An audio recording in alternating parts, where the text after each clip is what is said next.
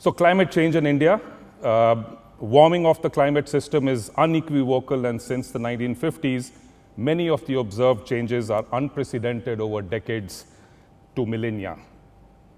The atmosphere and oceans have warmed, the amounts of snow and ice have diminished, sea level has risen, and the concentration of greenhouse gases have increased. We have already passed a significant landmark of 400 ppm of carbon dioxide in the atmosphere and are rapidly heading towards 450 ppm, accepted by many governments as the upper limit to avoid dangerous climate change. The IMF, in its World Economic Outlook, predicts that India will be the fastest growing major emerging economy in the world in the coming years. This growth is expected to lift millions of citizens out of poverty, malnutrition, and illiteracy. One of the challenges to sustaining this rapid economic growth is the impending threats from climate change impacts and events. The National Action Plan on Climate Change states that climate change may alter the distribution and quality of India's natural resources and adversely affect the livelihood of its people. With an economy closely tied to its natural resources base and climate-sensitive sectors such as agriculture, water, and forestry, India may face a major threat because of the projected changes in climate. To be a true world leader, India will need to focus on both being an economic powerhouse and a global environmental leader. And what about the climate change issue and Indian corporates? In recent years, there's a significant change in the business climate and attitudes, and most business leaders are increasingly factoring the impact of climate change on future strategies. Many companies are demonstrating that it is possible to decouple carbon emission from business growth. At TGB, Tata Global Beverages, our carbon intensity has reduced by 28% between 2010-11 and 2013-14.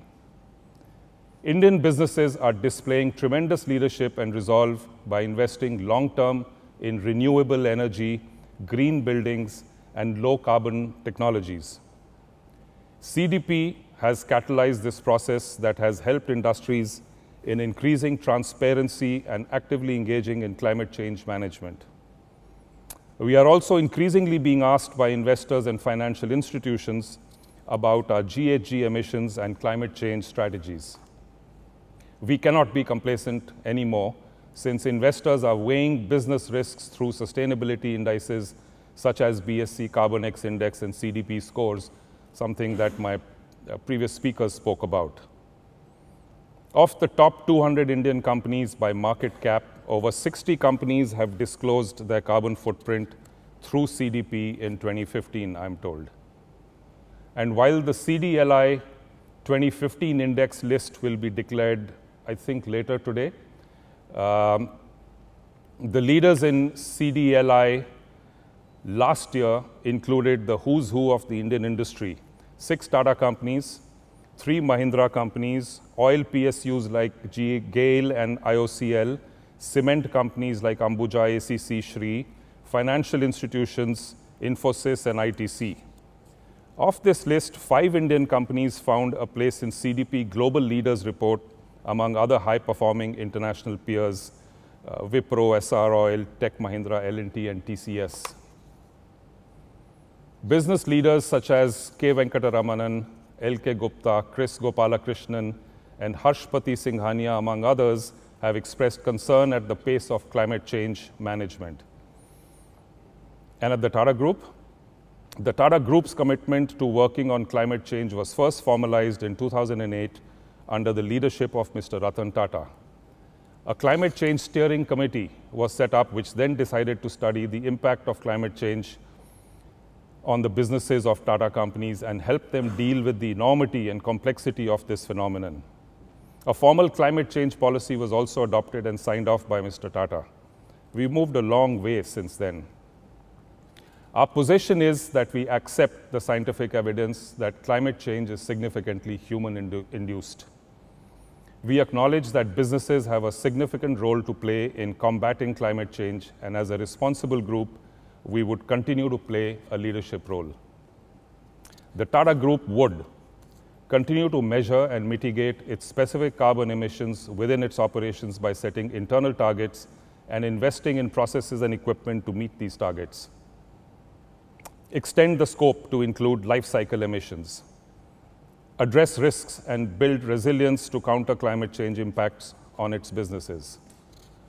The Tata Global Sustainability Council, TGSC, is exploring setting up an internal carbon price within the group. Tata Sons have recently become a member of the World Business Council on Sustainable Development and is actively participating in council deliberations pertaining to climate dialogues for our policy advocacy. We are actively considering the asks put forward by the We Mean Business coalition, of which CDP is a part, and the B team, whose funding signatories include Mr. Ratan Tata. In the panel discussion later in the day, some of the Tata companies will share with you about our leadership initiatives in climate change management. At Tata Global Beverages, it is a bit about it, is the world's second largest tea company, a top 10 coffee player globally, and has a growing water portfolio. We are committed to 100% sustainable sourcing of teas for our Tetley brand, which is our global brand operating in 40 countries, by 2016. By 2016, 100% of all the teas we source will be sustainability certified. And outside of the Tetley brand, all the tea that we buy globally for all our other tea brands by 2020.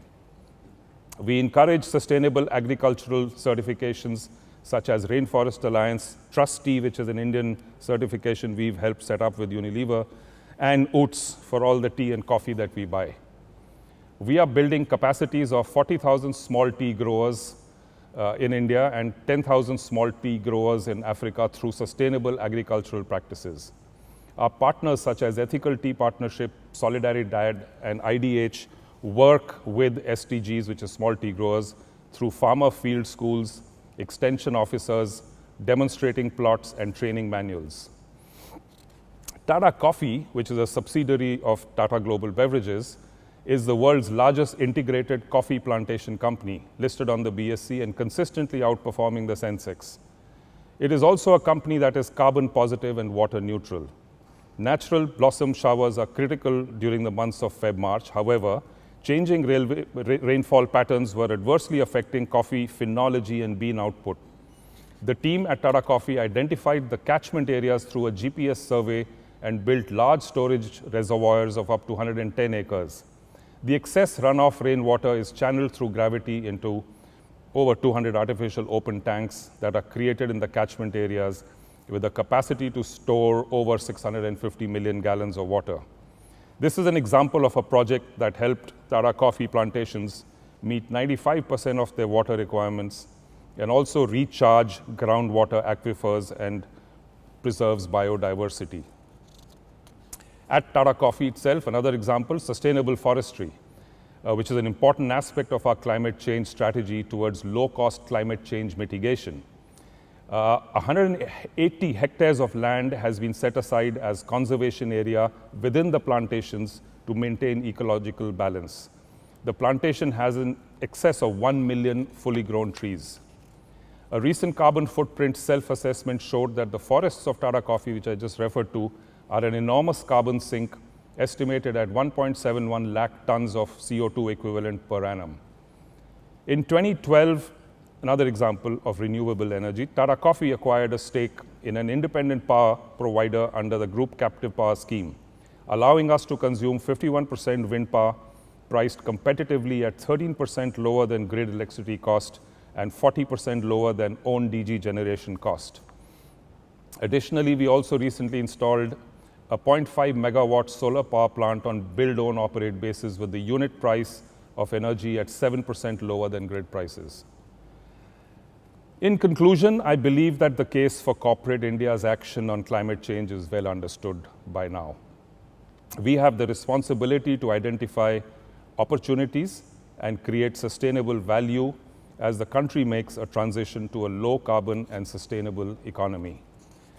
We can be the harbingers of change through our value systems, corporate efficiency, and entrepreneurial spirit. Indian companies have acknowledged the role of government, investors, and customers as the primary driver of climate change opportunities and investments. While corporate India has responded with hundreds of emission reduction initiatives, a lot more needs to be done to successfully confront the challenges of climate change in the years to come. Corporates will also need a more robust and enabling regulatory environment to accelerate the transition to a low-carbon economy in 2016. Thank you, ladies and gentlemen, and I wish this gathering and this afternoon and evening great deliberations, and let's all collectively work towards change. Thank you.